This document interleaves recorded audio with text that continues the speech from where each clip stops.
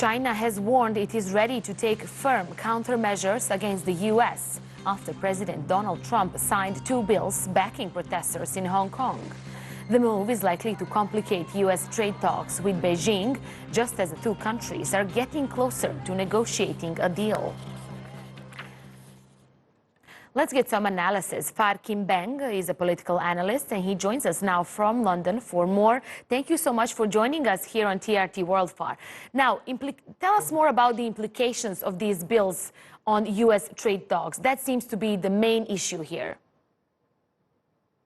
Well, first of all, the bill enjoys a bipartisan support in the Congress. In other words, the House of Representatives and also the Senate have passed the law. What makes the law unique, the two separate bills unique, is the fact that President Donald Trump, who has been telling the world that he might not want to approve the view, he might veto it, has actually or suddenly climbed on board. So that makes it very, very tricky insofar as his relationship with the highest leadership in China is concerned, because Beijing is constantly getting mixed and confused signal from the Trump administration. China sent a strong warning to the U.S. not to proceed with these bills. So is this move, does it come like a surprise to Beijing?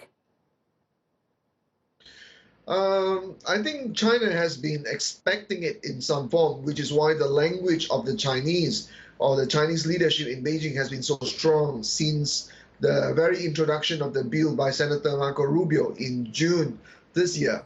And that was approximately the time when the demonstration in Hong Kong began to galvanize and gather, and eventually it gathered more and more momentum, leading to democratic results that completely trashed the political candidates that were pro-Beijing.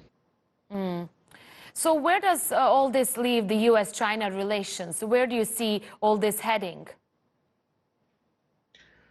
Well, first of all, the formality of the Sino-U.S. relationship, aside from trade and whatnot, is actually benchmarked against three communiques that was signed between the United States and China in 1973, when the United States acknowledged China as the rightful country in the United Nations Security Council instead of Taiwan, in 1979 in the U.S.-Taiwan Relations Act, and also in the third communique that actually allowed the United States to continue its sales of arms to Taiwan without acknowledging the sovereignty of China as a country.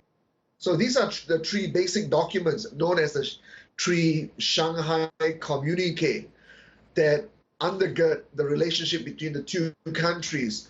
So with the introduction of these two bills in Hong Kong on a delicate territory or geography like Hong Kong, which is both a financial center but also an extension of what is indeed China's geography, the two sides will get into more and more semantics and semantics that can potentially lead to geopolitical confusion and rivalry. Okay, thanks so much for that. Phar Kim Beng, political analyst, live for us from London.